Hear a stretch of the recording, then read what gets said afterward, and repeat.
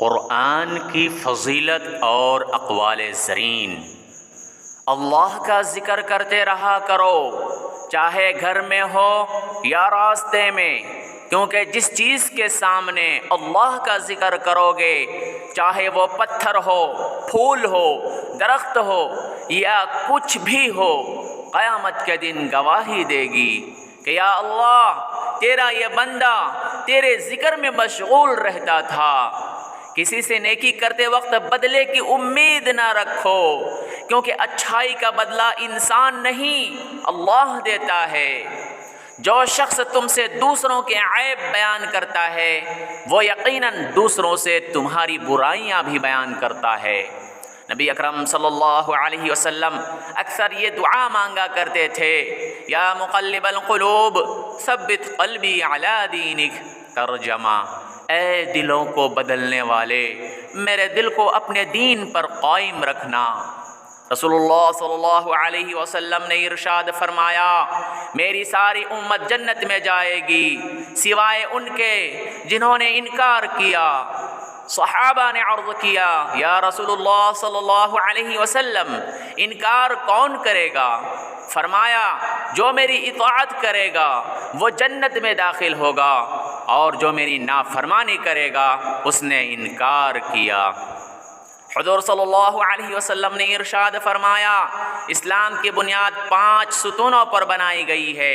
Number 1، یہ گواہی دینا کہ اللہ کے علاوہ کوئی معبود نہیں اور حضرت محمد صلی اللہ علیہ وسلم اللہ کے رسول ہیں۔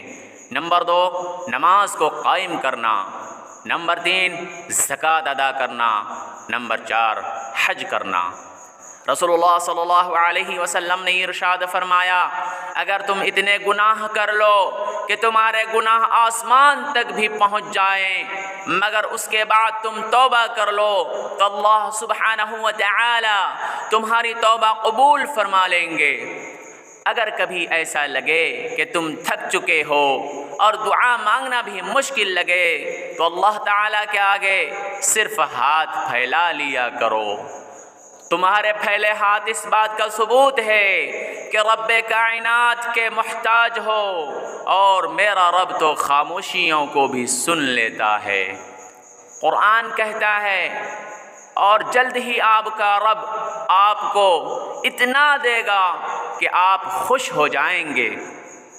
قرآن کی فضیلت، رسول اللہ صلی اللہ علیہ وسلم نے فرمایا، جس نے قرآن پڑھا اور اس کے احکام پر عمل کیا اس کے والدین کو قیامت کے دن ایسا تاج پہنایا جائے گا جس کی روشنی سورج سے زیادہ حسین ہوگی۔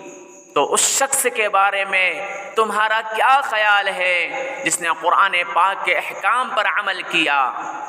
حضرت ابو سعید خدری رضی اللہ عنہ سے روایت ہے کہ رسول اللہ صلی اللہ علیہ وسلم نے فرمایا، اللہ تعالیٰ ارشاد فرماتا ہے، جس کو قرآن نے میرے ذکر اور مجھ سے سوال کرنے سے مشغول کر رکھا، اسے میں اس سے بہتر دوں گا جو مانگنے والوں کو دیتا ہوں۔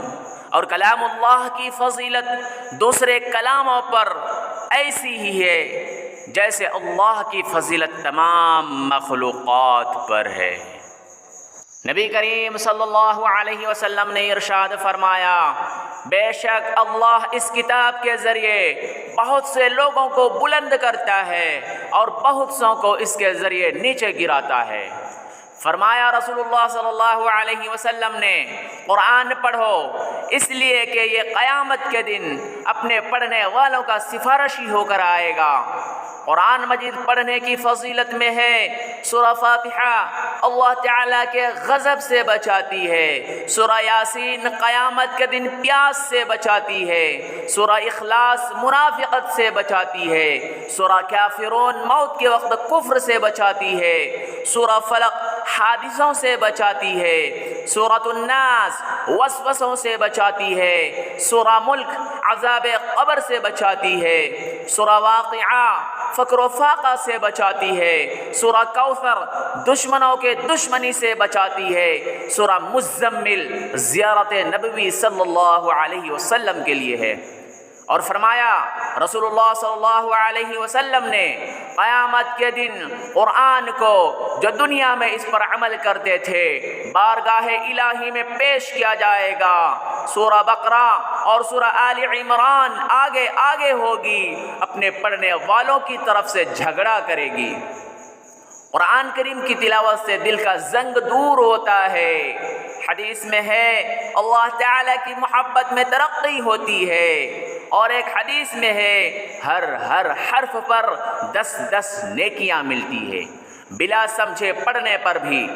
اگر کوئی یہ کہے کہ بلا سمجھے پڑھنے سے کوئی فائدہ نہیں تو وہ بددین ہے یا جاہل ہے. یہ دونوں باتیں ہیں. اللہ تعالیٰ مجھے اور آپ کو اپنی یاد کی لذت، قرآن کی عظمت اور ان کی محبت اور خوب تلاوت کرنے کی توفیق عطا فرمائے. آمین.